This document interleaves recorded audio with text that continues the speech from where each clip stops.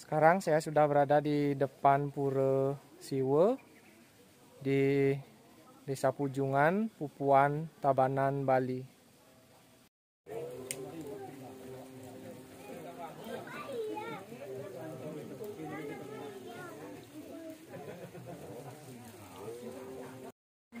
Dan sangat beruntung sekali sekarang saya bersama Jero yang ngayah di Pura Siwa ini. Jadi saya mempunyai kesempatan untuk mewawancarai beliau mengenai sejarah dan keberadaan Pura Siwa di Pujungan ini. Swastiastu Jero. Om Swastiastu. Sira iring tiang iki dados nama Itiang Iwayan Sutarjana pengempon Pura Siwa ngelantur dados mangku gede ring Pura Siwa.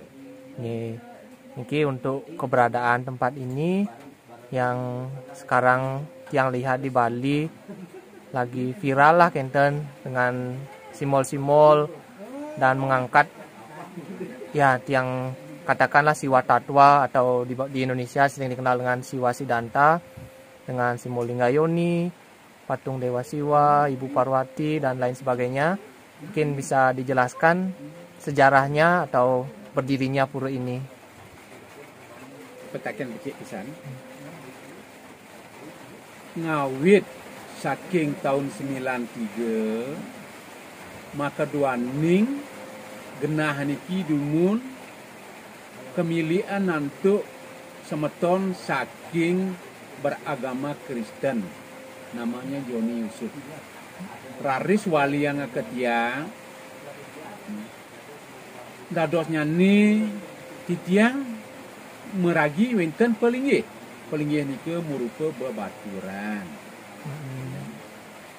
raris kesuwen-suwen titiang nuna sering de sesuwenan sani melinggih beriki sapa sira sani patut nembak tini titiang raris medali de sugrap gulun ide yang maha dewa menira sampun megenah titiang hinten percaya maka duaning titiang jatme dan tapi asane nike durung percaya dengan agama apalagi pada Tuhan. Oh ya Maha Dewa, kalau benar kamu memang beristana di sini, wujudlah permohonan aku. Pertama, aku memohon air. Itu yang paling penting. Setelah begitu, malam harinya ada seperti wahyu membisiki saya, disuruh naik ke atas. Di atas katanya ada mata air. Langsung saya dengan berapa tokoh masyarakat naik ke atas, ketemulah mata air ini. Ini mata air ini. Maka dari itu baru kepercayaan saya ada 10%. 10%. Lagi saya memohon. Ya Maha Dewa, aku mohon, tuntunlah aku, tumbuhlah kesadaran aku, bangkitlah rasa terus ikhlas. Kesuwen-suwen itu sambil saya di sini selaku pengayah, banyak ujangan dari beliau tentang kehidupan, tentang jati diri, semua diberi kepada beliau itu. Ternyata apapun itu semuanya benar.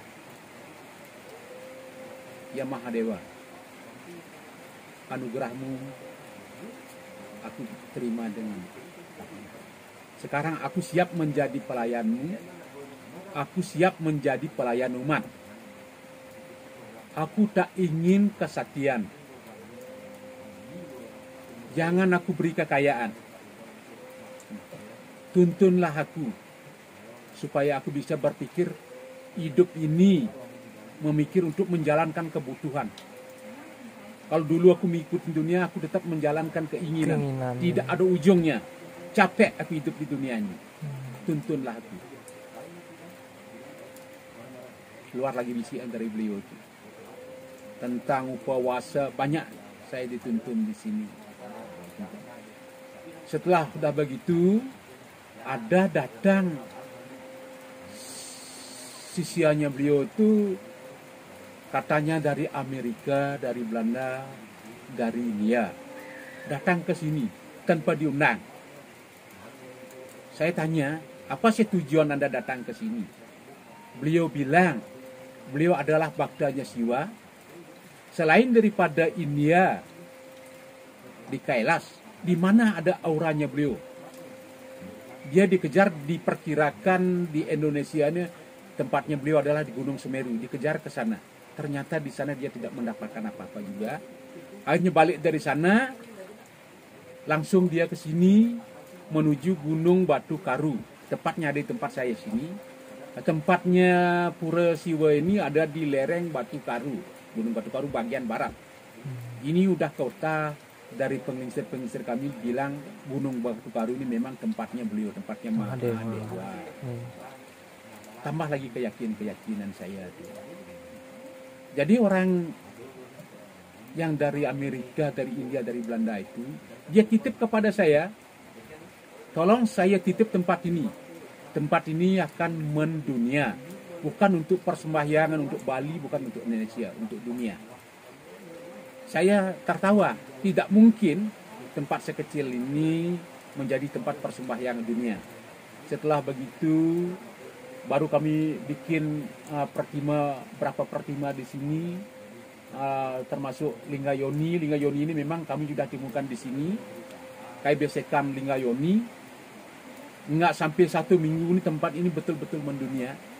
Orang datang entah dari mana saya kurang tahu, dengan tujuannya apa saya kurang tahu. Saya belum siap, jadi pemangku pun saya belum siap, karena saya orang awam, ya orang awam. Setelah begitu kelamaan itu banyak permohonan dari pemuda, dari Bhaktanya beliau supaya saya mengaturkan persembahan bagi Bhaktanya beliau. Saya bilang saya tidak bisa, apalagi Weda Sastra di dalam batik saya tidak ada sebenarnya itu. Yang saya tahu,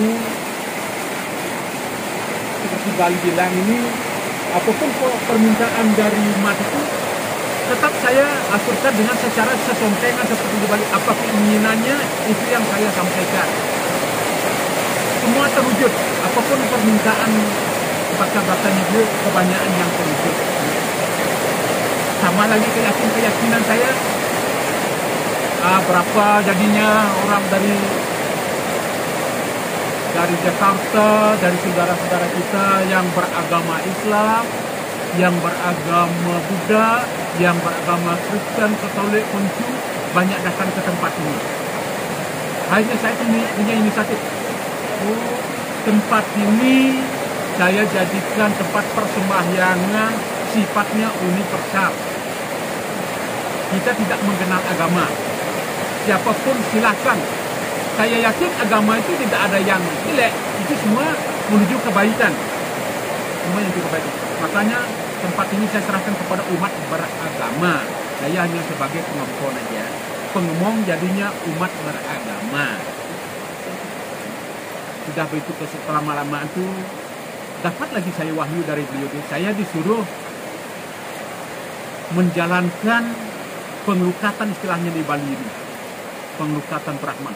Apa namanya itu pengelukatan Brahman saya tidak tahu. Ada orang datang ke sini itu paranormal, dia datang ke sini seolah-olah dia ingin mengajarkan saya, membawa serana 1 biji kelungah nyo gading dengan bunga 3 warna. Bunganya saya perhatikan, bunga sanat, bunga jepun, dan bunga cempaka. Dia taruh di dalam kelungah. Setelah begitu, ada sisiannya beliau itu, disinilah dia minjem tempat untuk menjalankan pengelukatan. Setelah disiram, saya lihat banyak sisiannya dia tuh, ada tidak sadar, ada yang bebayinan gitu. Ada apa sih sebenarnya itu? Setelah begitu saya ingin mencoba. Ada orang datang minta tolong kepada saya. Tolong bawakan ke sini kelungahnya gading dengan bunga 3 warna. Kalau memang bisa bunganya sanat, jepun, cempaka itu yang paling bagus. Saya bilang begitu. Setelah begitu banyak orang datang ke sini itu. Saya jalankan wahyu dari beliau itu, ternyata memang benar. Banyak ada yang orang muntah darah, muntah sabuk di sini. Saya bingung. Kapan saya diambil polisi kalau begini yang gitu? Saya bingung sekali. Ada sampai saya tidak sadar sampai berjam-jam itu kan saya bingung jadi. Saya mohon lagi, Pak. Ya, Mahadewa, bagaimana kebenarannya? Saya tidak berani. Beliau bersabda itu, apa makna bunga 3 warna itu? Beliau itu maknanya Tri Sakti Brahma Wisnu Iswara. Ada di dalam kelungah itu. Kelungah itu setelah diparisuda menjadi air Brahman.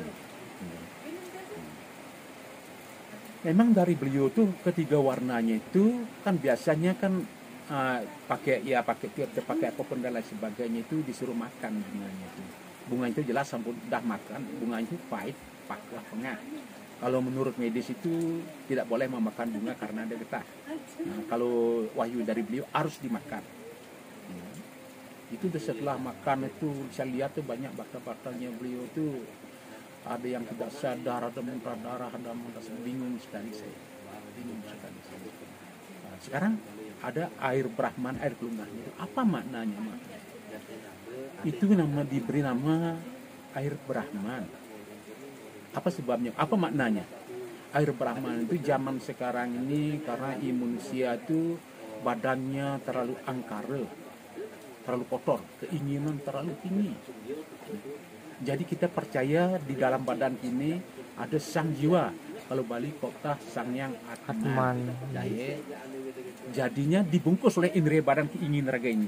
Dibungkus dia, tidak bisa dia keluar. Makanya perlu sekali kaca itu disiram pakai air Brahman itu supaya terang, supaya muncullah sinar beliau nyatu sama sinarnya. Jadinya jati diri bangkit, pintu-pintu rezeki terbuka. Begitulah makna penglukatan Brahman. Lain daripada penglukatan ring pura-pura sani lainan. Setelah begitu udah lama-kelamaan tuh banyak dan bakta-baktanya. Saya tetap jalanin tuh, tetap jalan, tapi tidak punya merasa takut lagi gitu loh. Walaupun dia tidak sadar, muntah darah apapun lain sebagainya itu udah wajar anugerah dari beliau. Tetapi saya terus terang saya bilang kepada bakta-baktanya Siwa, kamu melukat blessing kalau memang kerennya itu sekali, kamu belum tentu mendapatkan kebahagiaan, rezeki, kesembuhan. Tidak, saya bilang begitu. Kalau kamu memang guru, setelah saya blessing, saya lukat kamu, akan masalah yang keluar. Bukan. Itu anugerah dari beliau. Karena kamu mengeluarkan kotoran kamu, kan kamu. Sepatutnya, tapi saya tidak berani membilang kepada dikira saya bagaimana. Itu sepatutnya sebaiknya dia penglukat ini diambil 3 kali. Ambil 3 kali. Pertama harus pakai bunga warna 3. Kedua warna 7. Ketiga warna 11. Baru dia bisa mendapatkan kesempurnaan. Bukan baru sekali saya blessing itu dia mendapat, tidak. Saya ada bilang sama, kamu datang ke tempat ini belum tentu kamu akan mendapatkan materi. Belum tentu akan kamu mendapatkan kesembuhan. Ada pertanyaannya begini, apa yang saya dapatkan jeruh saya datang ke tempat ini? Yang jelas kesadaran kamu ditingkatkan oleh dia.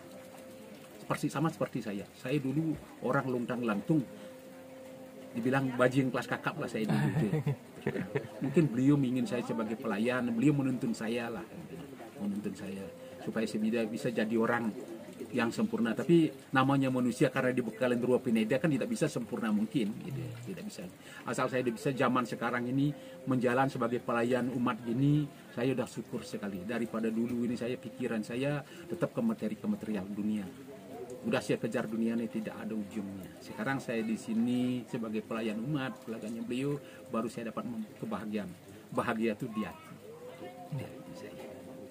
Jadi saya rasakan setelah saya jadi pelayan di sini. Ya, hanya gitu dulu dari saya. Nggih, matur semua di rumahku niki becik pisan.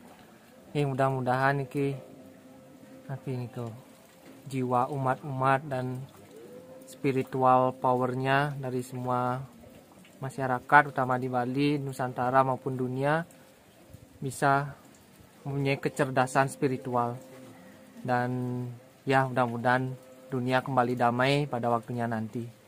Matur semua firmanku. Sukses semua.